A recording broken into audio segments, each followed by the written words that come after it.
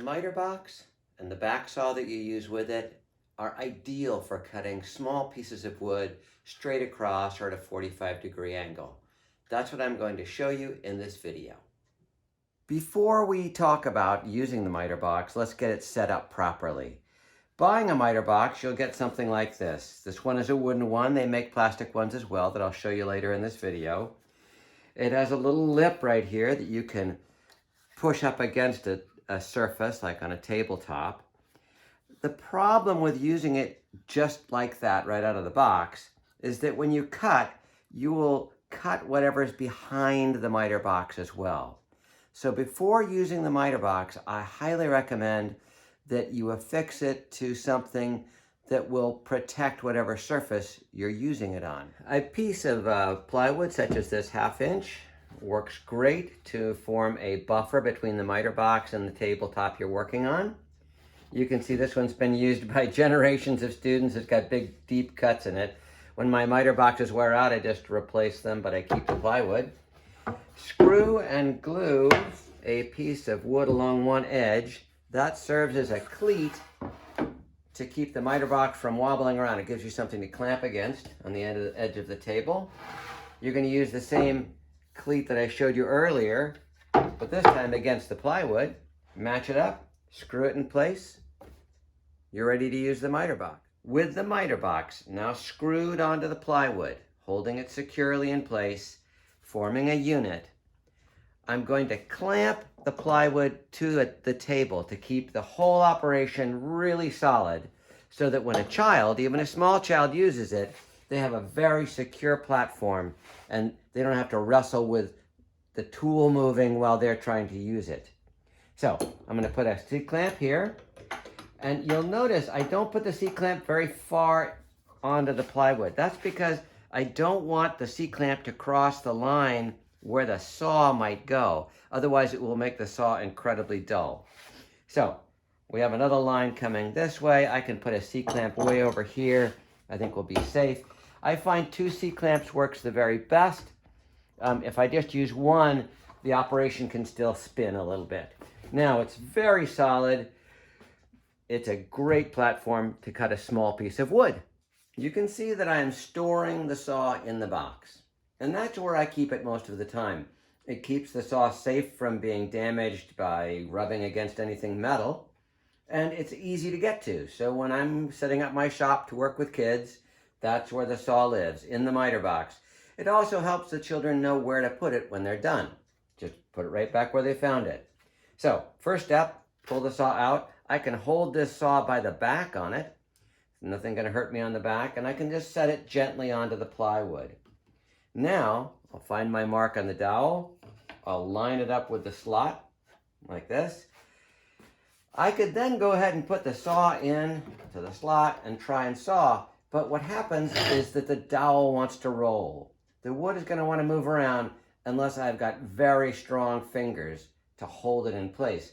Most children aren't that strong. In fact, many adults struggle with that. So, instead of trying to hold it in place with my hand, I'm going to use these orange spring clamps. They don't have to be orange, but mine happen to be. And I'll just hold it like that. And now I can saw straight across, and I can hide my hand. It's again that phrase, hide your hand.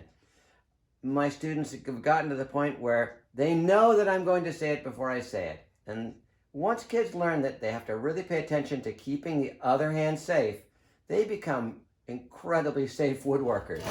So I can saw straight across.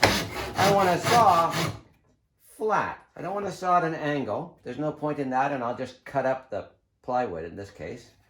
So hold it flat, straight across. Up. I've felt the saw cut all the way through the wood. You'll notice these grooves are pretty deep because this miter box has been used by lots of children, and they tend to cut a little bit deeper than most adults would. But that tells me I'm done. I pull the saw out, put it behind the miter box, take off those clamps, and I've cut my pieces of wood. A downside to using the spring clamp is that most children can't use it on their own. It's just too difficult to open the clamp. So there is an alternative that kids can manage independently. That is this ratchet clamp. So They can open it just by pushing a lever. Then tightening it is just pulling it as tight as they can while the ratchet holds it in place. It doesn't hold the wood as securely as a spring clamp, but on the upside, kids can do it all on their own. And since we're working for independence, that's a tremendous boon.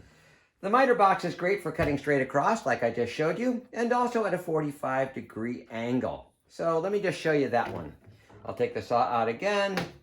We'll match up the wood so it matches the slot going across. In this case, let's go ahead and use this ratchet clamp. I'll match it up, tighten it up as much as I can. Now I have a place to hide my hand. I'm going to put the saw into the slot across.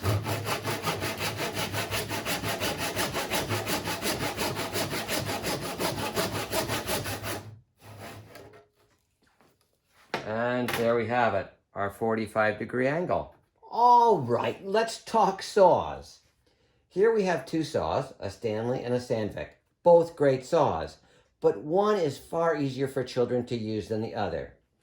The Sandvik, while it's gorgeous, made of Swedish steel, it's got a really beefy back and a gorgeous wooden handle, is really designed for adults to use because it's heavier and the angle of the handle is such that you have to be pretty tall to use it effectively. The Stanley, while it was very inexpensive, it's got a plastic handle, it's much lighter weight, is much easier for kids to use because it's lighter and because the angle of the handle is great for smaller people who aren't going to be above the saw so much. So when you're picking out a saw, don't go by expense. It's okay to start with a cheap tool, see how it works. If it doesn't work well, then you can go on from there.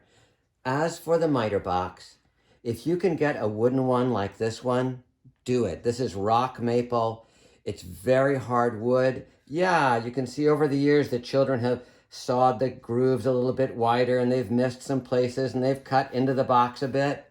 But this box has been in use for years and years by hundreds of children, and it's still got life in it. It's giving us the level of accuracy that we need. We don't need anything super precise for the projects we're making. This plastic one, well, it was really inexpensive. In fact, it came with the Stanley saw that I just showed you. It works great, but only for a little while. Most kids have a hard time stopping the sawing when they get through their wood. They saw a little bit of the box each time they cut a piece of wood. And the plastic is so soft, it gets cut in half very rapidly. So it works, and you can see I have it mounted the same way. I use them, but they don't last very long. So if you have the opportunity, get yourself a wooden miter box. And there you have it, the Backsaw and the miter box. A fantastic combination. Have fun making things, and I look forward to seeing you next time. Visit my website, woodworkingwithkids.wordpress.com. There you'll find a photo gallery of projects and of tools and links to my other videos. While you're there, you can send me your comments, ask me questions, make suggestions for future videos. I welcome all of your input. Thanks.